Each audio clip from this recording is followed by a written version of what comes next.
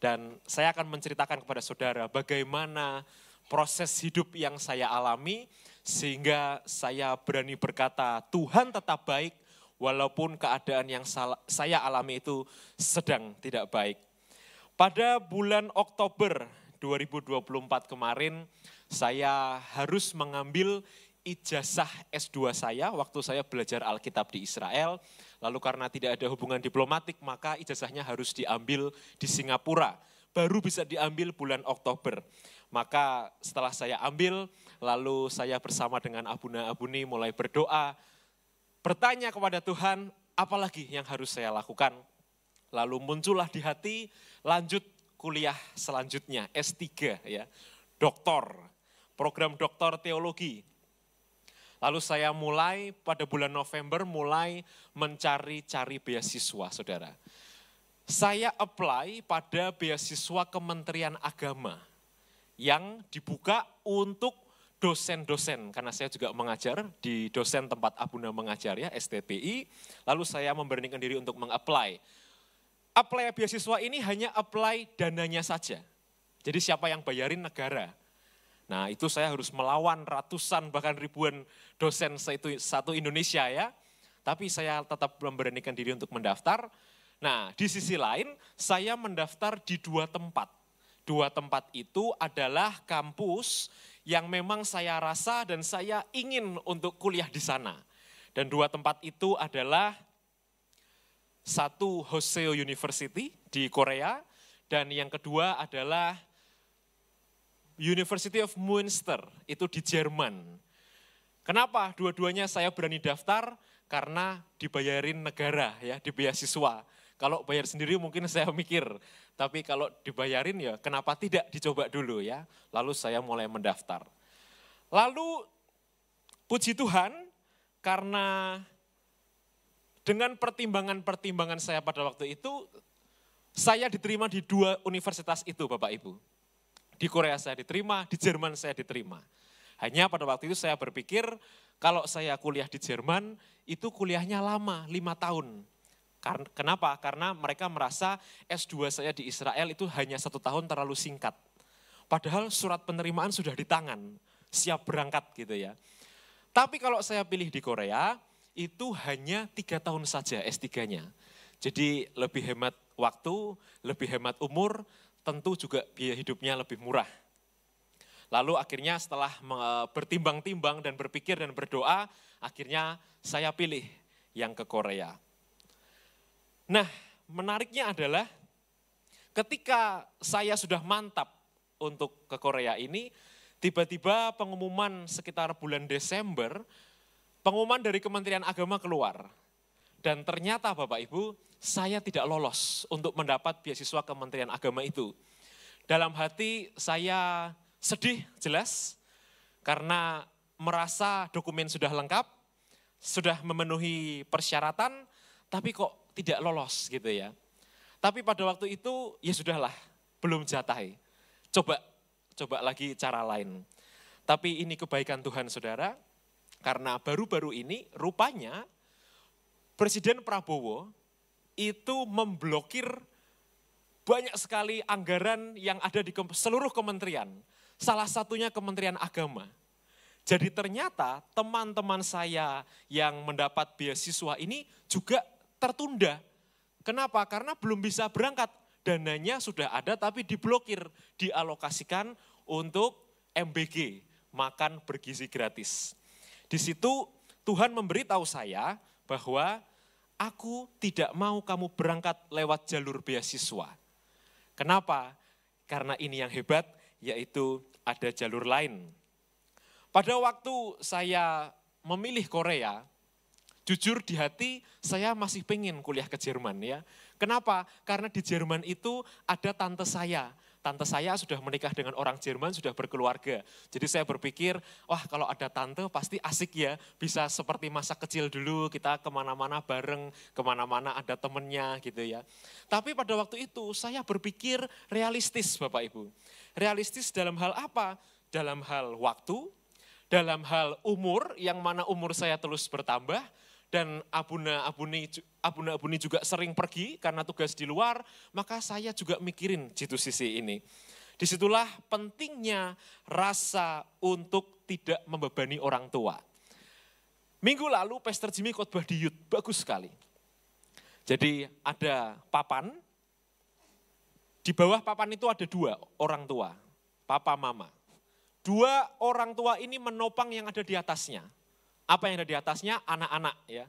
Anaknya 2 ya 2, anaknya 3 bebannya 3, anaknya 5 ya bebannya 5 ya. Maka khotbah dari Pastor Jimmy itu adalah yang memberkati saya, kita yang di atas, kita itu adalah beban bagi yang di bawah. Maka karena kita menjadi beban, maka kita tidak boleh ngapain? Lompat-lompat. Supaya apa? Supaya yang di bawah berat kan. Tapi justru kita mengurangi beban kita, supaya yang di bawah tidak terasa berat. Bahkan kalau perlu yang di atas itu ikut turun ke bawah papan, supaya apa? Menolong dan membantu orang tua.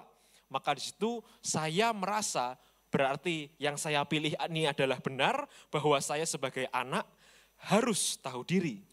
Dan yang menarik bahwa yang sudah jadi ortu, yang sudah menjadi orang tua ya, maka ketika Anda berada di posisi sulit, pilihlah resiko terkecil. Supaya apa? Supaya bebanmu tidak terlalu berat. Pilihlah resiko terkecil, pilihlah kemungkinan masalah yang terkecil, sehingga apa? Akhirnya hidupmu tidak tersusahkan oleh pilihanmu sendiri. Dalam hidup ini saya belajar bahwa hidup ini bukan soal keren-kerenan. Kalau saya mau keren-kerenan, saya pasti pilih Jerman. Kenapa? Soalnya keren gitu ya. Dr. Toll gitu dalam bahasa Jerman. Tapi saya sadar bahwa hidup ini untuk menjadi realistis. Maka ketika saya bisa mendapatkan gelar doktoral dengan waktu yang lebih singkat dan juga diakui secara internasional, kenapa tidak? Saya pilih kemungkinan dengan resiko terkecil. Dalam hidup ini saya melihat bagaimana orang-orang di sekitar saya yang membeli barang-barang yang tidak mereka perlukan, akhirnya nanti harus menjual sesuatu yang mereka perlukan. Saya menemukan quote ini bagus sekali Bapak Ibu. If you buy the things you don't need, Anda membeli barang-barang yang Anda tidak perlukan, itu bukan prioritas.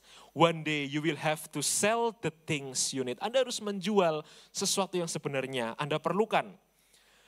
Ada saudara saya ya yang sedang bekerja, karena sedang merintis karir, maka ada saudara lain yang memberikan hadiah motor. Ini kamu pakai ini buat modal kerja ya. Nah rupanya motornya ini sedikit rusak. Sehingga seharusnya dia bawa ke bengkel, lalu apa? Dia servis supaya motornya bisa dipakai. Kan lumayan bisa hemat uang transport ya kan. Tapi apa yang saudara saya ini lakukan? Motor yang dikasih ke dia ini didongkrok ketok. Dibiarkan saja. Lalu apa? Dia beli cicil motor baru. Coba Bapak Ibu, saya kadang gak habis pikir ya, gak habis thinking dengan manusia-manusia yang macam begini.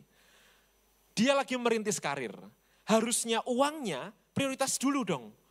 Untuk servis motor pasti lebih murah daripada beli motor baru. Tapi akhirnya dia beli motor baru dengan merek yang bagus, supaya apa? Supaya keren. Lalu di antara teman-teman sekantornya dia dipuji, wih motor baru keren, dan dia senang gitu ya, kepalanya besar. Ada teman saya, ini terjadi barusan Bapak Ibu, ngomong sama saya seperti ini, Revo, aku tuh dikasih papaku uang 700 juta. Enaknya beli mobil apa ya Revo gitu. Enaknya mobil apa ya, aku soalnya nggak tahu tentang mobil, enaknya beli apa ya. Bapak Ibu, saya sebagai hamba Tuhan saya kesel digituin. Ini orang nih mau pamer atau mau ngejek saya gitu kan, orang saya nggak punya mobil gitu ya. Tapi lihat apa yang terjadi. Beberapa hari kemudian, setelah dia beli mobil baru dan dia pamer ke semua teman-temannya, tiba-tiba pabriknya kena musibah Bapak Ibu. Kena musibah, semuanya hangus. Kena bencana ya. Itu akhirnya membuat dia dan keluarga stres berat, dan akhirnya memotong semua pengeluaran-pengeluaran yang tidak perlu. Dan saya batin, kok baru sekarang dipotong? Pasti bencana itu kan siapa sih yang mau, oh aku mau kena bencana. Oh aku tahun depan nih aku nih akan kena bencana. Enggak ada yang tahu. Tapi seandainya dia simpan uang itu, pasti sekarang dia, kalau dia berhikmat ya, dia simpan uang itu, pasti sekarang keuangannya akan lebih stabil. Tapi gara-gara bencana itu, akhirnya kacau semua. Di situ saya sadar bahwa hidup itu bukan hanya hari ini. Tapi hidup itu ada hari besok, Anda makan apa? Ada minggu depan, ada bulan depan, ada tahun depan. Bapak Ibu, kebijakan pemerintahan Presiden Prabowo ini membuat kita semua syok ya. Karena betul-betul gerakannya tidak ditebak dan segala sesuatu pemerintah seperti sedang mengumpulkan uang dari masyarakatnya. Anda harusnya khawatir karena kita tidak pernah tahu apa yang akan terjadi besok. Makanya ketika Anda dipercaya oleh Tuhan mengelola berkat, kelola itu dengan baik. Dahulukan yang dahulu, first thing first. Karena kita tidak pernah tahu ada apa di masa depan, maka baiknya kalau kita bijak dalam merancang masa depan. Maka saya kadang suka heran ketika melihat kelakuan manusia-manusia yang suka impress people, but don't impress God. Karena bagi mereka yang penting gue keren gitu, yang penting gue keren, yang penting gue hebat, teman-teman mau terima gue. Itu mindset yang salah, yang saya mau katakan kepada jemaat, buang jauh-jauh mindset seperti itu. Kenapa? Karena yang jauh lebih penting bagi kita untuk mengimpress Tuhan, untuk membuat Tuhan senang. Karena kalau Tuhan senang, apapun yang Anda doakan, apapun yang Anda minta, Tuhan kirim, Tuhan kasih. Bahkan Yesus berkata apa? Bahkan sebelum kamu mendoakannya, sebelum kamu keluar dari mulutmu doa permintaan itu, Tuhan sudah dengar, Tuhan sudah tahu. Hanya Tuhan belum jawab. Lalu ini yang saya alami. 31 Desember 2024, saya mendapat info bahwa beasiswa saya di Korea hanya 40% dari total uang sekolah. Jadi karena beasiswa Kementerian Agama nggak lolos, dan karena memang dananya juga nggak ada, maka saya sudah diterima, kampus bilang beasiswa untuk international students hanya 40%. Sisanya gimana? 60%.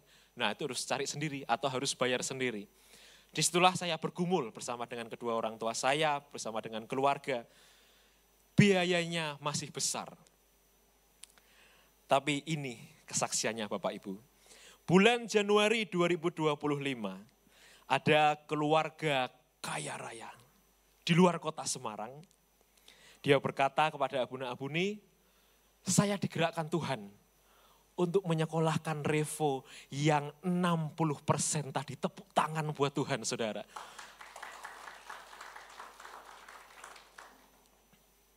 Ada orang yang mau membayari saya 60% dari uang sekolah tadi. Sampai lulus, bukan cuma 1 semester. Di situ saya kaget, saya syok, kok bisa?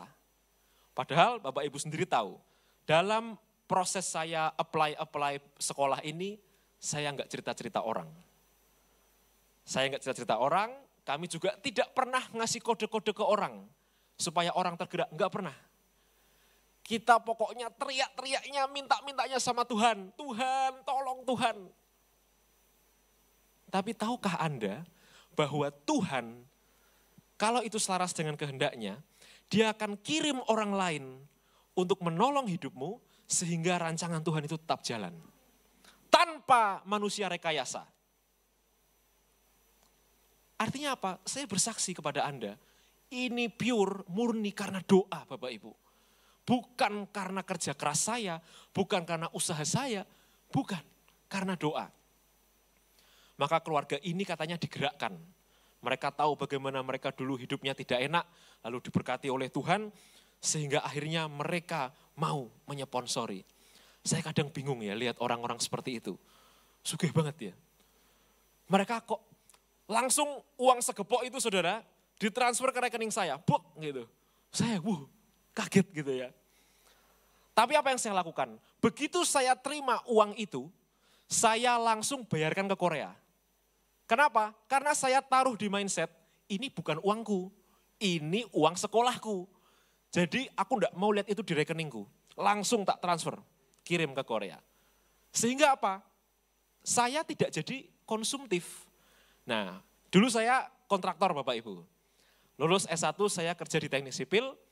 Teman-teman saya banyak kontraktor-kontraktor itu begini, mereka jatuhnya begini. Mereka nih dapat proyek seharga 500 juta misalnya ya, bangun rumah dapat proyek. Lalu uangnya masuk kan ke rekening, boom 500 juta, langsung jadi nasabah prioritas. Wah langsung heboh, kaget kan terima uang besar, lalu langsung belanja-belanja. Cicil mobil baru, cicil iPhone berapa? Terbaru, langsung nyicil rumah, bla bla bla bla bla. Apa yang terjadi? Itu kan uang proyek. Itu uang yang harusnya buat beli besi, buat beli semen, buat bayar tukang. Kok malah dipakai belanja? Lah dia kira, wah ini kerja keras gue. Ini akhirnya gue bisa sukses. Itu jatuhnya di situ. Sehingga akhirnya teman-teman saya itu mulai bangkrut dan terlilit hutang. Karena seperti itu. Maka pentinglah kita untuk bijak dalam mengelola uang. Bapak Ibu, padi semakin berisi, dia semakin menunduk. Itu filosofinya bagus sekali. Suatu hari saya dan Abuna diizinkan Tuhan melayani keluarga konglomerat di Jakarta ya. Keluarga konglomerat ini rumahnya gede kayak hotel. Mobilnya ada 20 Bapak Ibu. Jadi hari ini satu, besok yang lain, besoknya lagi yang lain gitu ya.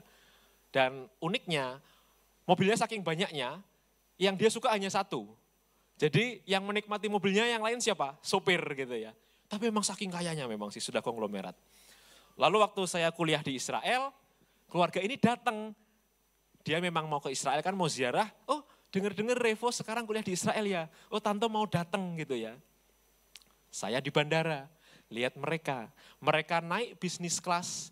Kalau saya hitung tiketnya itu 600 juta Bapak Ibu. Satu rombongan tuh naik bisnis kelas semua. Saya kayak, ini orang kaya banget ya, kok bisa ya gitu ya. Tapi orang-orang seperti itu Bapak Ibu saya kasih tahu. HP-nya kuno sekali dan sudah rusak-rusak. Pakaiannya sederhana sekali. Sederhana bahkan model-model kuno, model-model tua. Ketika saya bertemu dia Bapak Ibu, saya takut loh ngeluarin HP. Malu saya, masa saya lebih wah daripada dia. Padahal dia yang nyekolahin saya di Israel. Orang-orang seperti itu kalau ngasih berkat, saya kaget. Melotot gitu ya. Tapi itulah cara Tuhan mengirim orang-orang seperti itu. Kenapa? Untuk menjawab doa saya kuliah di Israel. Tapi apa yang saya alami? Ketika kuliahnya sudah selesai, maka duitnya juga berhenti Bapak Ibu. Nah itu cara Tuhan. Tuhan itu enggak mau anak-anaknya kaya. Tuhan mau anak-anaknya diberkati. Pas butuh, pas ada, pas enggak butuh ya enggak ada. Itu yang Tuhan mau. Seringkali kita ini kan salah paham sebagai anak. Kenapa sih Tuhan enggak jawab doaku? Ya karena belum waktunya. Kalau sudah waktunya, saya ini kesaksian hidup. Kalau sudah waktunya, jalan itu seperti kebuka-buka semua. Maka pentingnya agar apa yang kita mau itu klik, selaras dengan apa yang Tuhan mau. Maka dalam pelayanan saya melihat keluarga-keluarga konglomerat ini Bapak Ibu ya, orangnya rendah hati sekali. Rendah hati, baik, tidak suka pamer. Maka saya ngomong gini sama Tuhan, Tuhan aku sudah punya sifat dan karakter konglomerat. Tapi duitnya belum Tuhan. Tapi saya percaya Tuhan nanti pasti akan kirim. Tuhan mau kita taat dulu. Tuhan mau kita taat dulu. Taat dulu enggak? Setia enggak dalam perkara kecil? Percayalah, kalau Anda setia dalam perkara-perkara kecil, Tuhan akan memberikan perkara yang lebih besar. Sekarang yang mau saya saksikan, kenapa hidup saya bejo terus Bapak Ibu? Kenapa hidup saya bejo terus? Pas mau sekolah ada yang bayarin. Pengen sekolah lagi ada yang bayarin.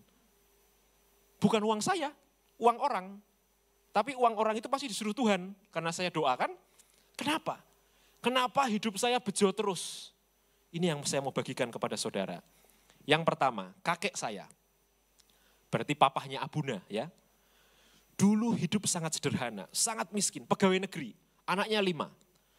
Dalam kemiskinannya, dalam tidak punya uangnya itu, suka nolong orang lain. Suka nyekolahin saudara. Dan watak itu puji Tuhan diteruskan ke Abuna. Jadi Abuna dalam kesederhanaan kami, Abuna itu selalu tergerak untuk menolong orang yang pengen sekolah. Ya walaupun semampunya kami. Ada yang kami mampunya 1 bulan, disekolahin sebulan. Kalau puji Tuhan, Tuhan lagi kirim berkat, mampunya 1 semester, disekolahin 1 semester.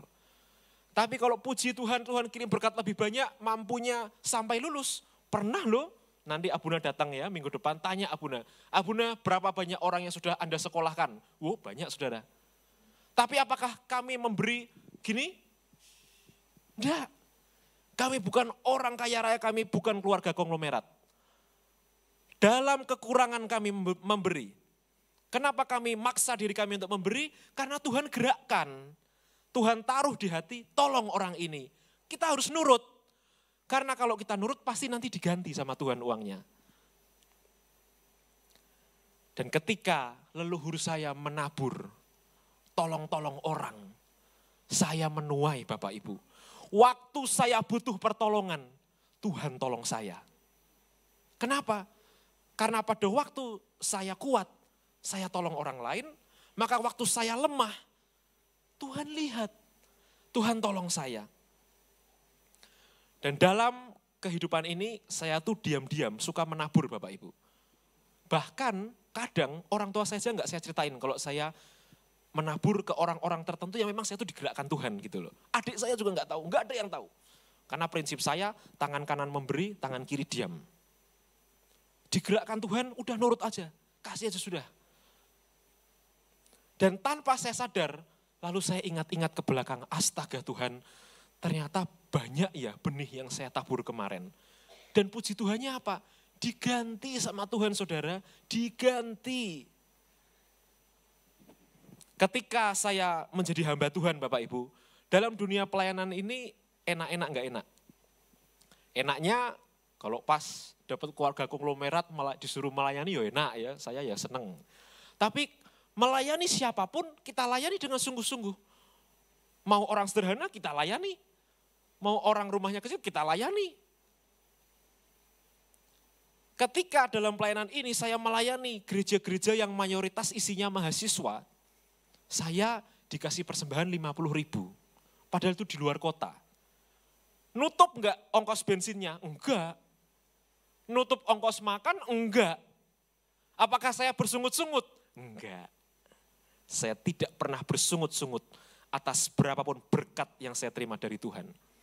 Lu kecil, ingat ya khotbah Abuna itu, manusia itu gitu. Dikasih berkat kecil, nolak, sombong. Sombong. Kalau dikasih berkat yang besar mau. Lah kalau dalam hal kecil aja kamu tidak setia, bagaimana Tuhan mau kasih hal besar? Bagaimana orang-orang Tiongkok itu ya, khotbah Abuna kemarin itu, orang-orang Tiongkok, untungnya 500 perak dia kerjakan. Kenapa?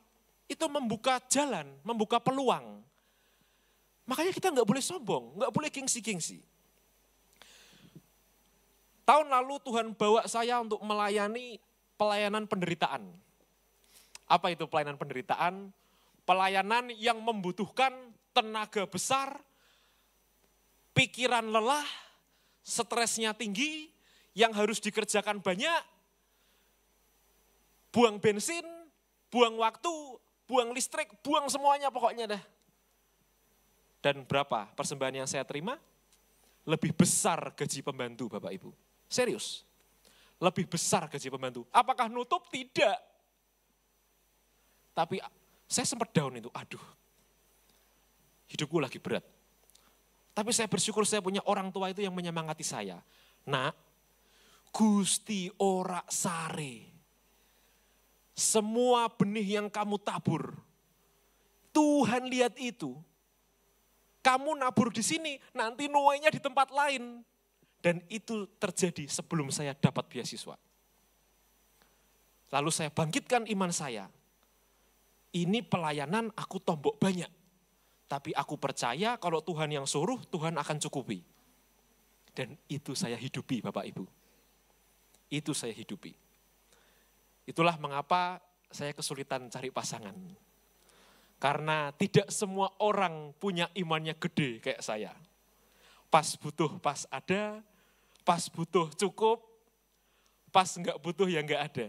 Itulah hidup hamba Tuhan. Dan saya mau ngajak Anda untuk ayo hidup seperti kami. Punya iman yang gede, imannya Anda harus berotot. Jangan andalkan kekuatan cara berpikirmu sendiri, andalkan Tuhan.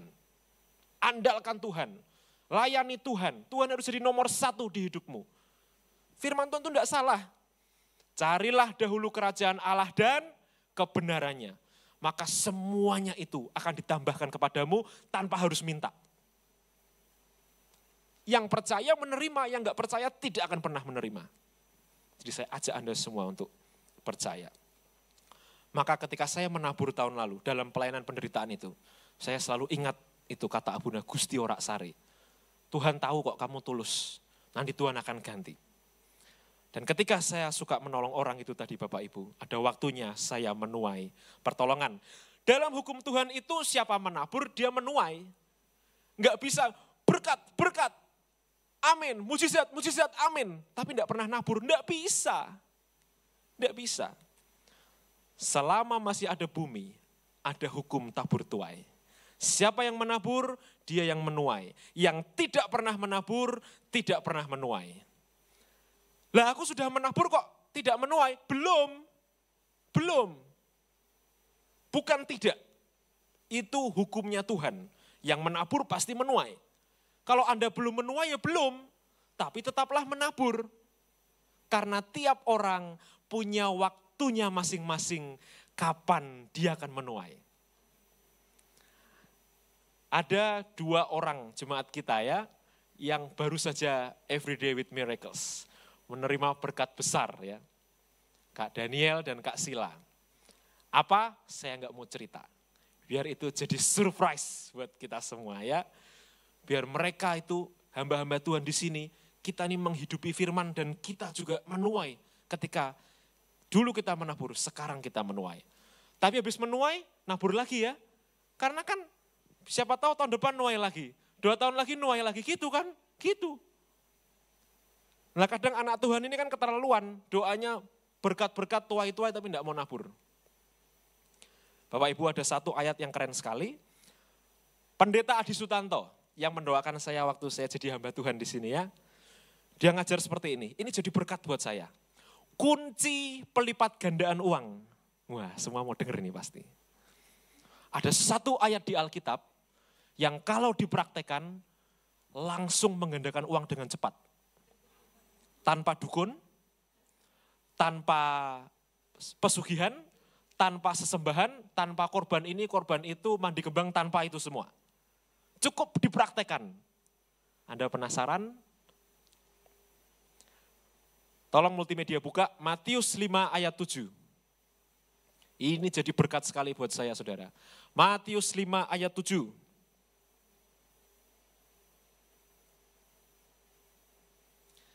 Oke, kita baca bersama-sama ya.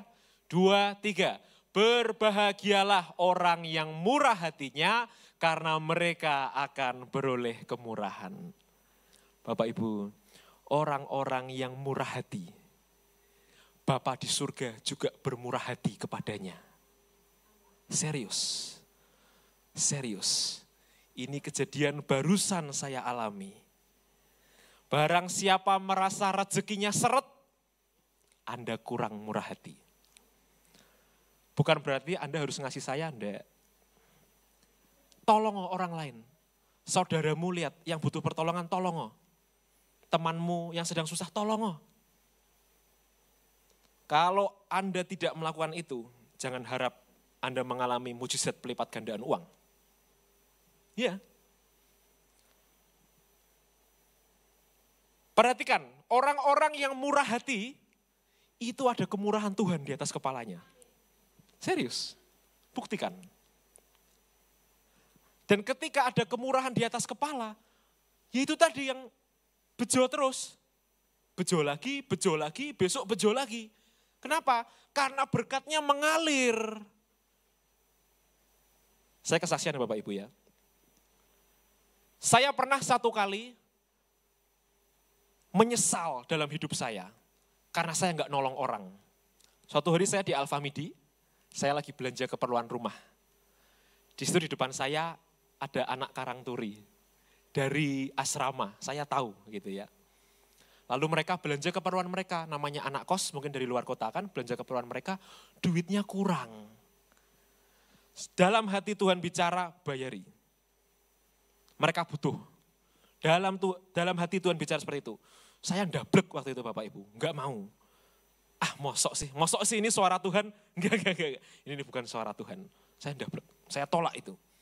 Dan apa yang terjadi saudara, sampai dengan hari ini, itu kejadian sudah tahun 2022 ya. Sampai dengan hari ini 9 Maret 2025 saya menyesal kenapa saya tidak tolong orang itu. Rasa bersalah itu menghantui saya. Lalu apa yang terjadi? Barusan minggu lalu saya digerakkan Tuhan. Kamu tolong orang ini. Ya sudah, saya buka dompet, udah tak berkatin. Saya bilang gini, Mas, ini buat masnya, buat buka puasa. Saya bilang seperti itu. Ya ampun, dia senangnya, minta ampun, terima kasih ya mas, gitu. Lalu, karena adik saya tanya, kamu ngapain sih ngasih dia? Biasanya nggak pernah ngasih, gitu kan. Saya bilang ke adik saya disuruh Tuhan. Muka people waktu itu kayak gini. Lalu ini yang saya katakan ke people saudara. Kalau betul Tuhan yang suruh saya tadi people, uangku itu akan diganti sama Tuhan. Percaya enggak? Enggak percaya dia, oke. Saya kasih tahu Bapak Ibu. Tidak sampai 24 jam uangnya diganti sama Tuhan. Bahkan lebih dari itu. Artinya apa? Kalau Tuhan suruh kamu untuk berbuat baik, lakukan. Jangan pikir-pikir. Kalau Tuhan suruh kamu tolong orang lain, lakukan. Saya sebagai anak tidak pernah melarang atau menghambat orang tua saya kalau mau tolong orang. Tidak pernah. Saya tidak pernah menghalangi berkatnya orang. Hati-hati. Anda yang suka menghalang-halangi berkatnya orang, nanti berkatmu dihalangi sama Tuhan. Jadi jangan pernah halangi berkat orang. Ketika Anda tahu temanmu, suamimu, istrimu, anakmu mau menabur, jangan hambat dia. Tabur nak, yuk kita doa. Yuk kita tolong orang, kita doakan benih ini. Gitu. Benar loh. Orang yang menghambat-hambat berkat, rezekinya juga terhambat. Maka penting bagi kita. Punya hati itu mikirin orang lain. Kalau hati kita hanya mikirin diri kita sendiri, itu juga rezekinya terhambat. Jangan sampai rezekimu itu dihalangi oleh Tuhan. Pemain musik maju ke depan. Kesaksian yang terakhir pada bulan Februari 2025, yaitu bulan terakhir, masalah mulai muncul Bapak Ibu. Visa pelajar saya ditolak. Hati ini sedih. Tuhan, kenapa Engkau izinkan hal seperti ini terjadi? Apa salahku gitu ya. Saya telepon kedutaan, saya klarifikasi apa yang kurang.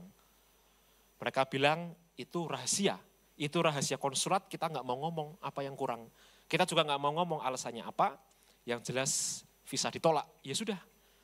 Maka saya segera hubungi kampus, ini gimana? Visa saya ditolak. Akhirnya kampus bilang, cobalah lagi nanti masuk semester berikutnya bulan September tahun ini.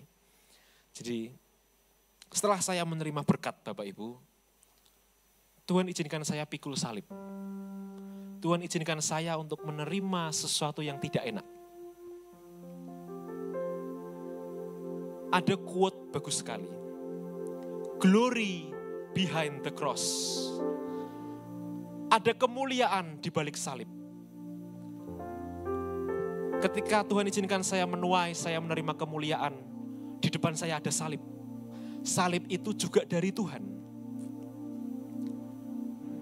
Banyak orang mau kemuliaan, mau berkat, mau mujizat, mau bejo, mau kemuliaan, mau keren. Tapi enggak mau pikul salib. Padahal kemuliaan itu ada setelah salib. Salib dulu. Dan Yesus berkata, barang siapa mau mengikut aku, harus memikul salibnya dan mengikut aku.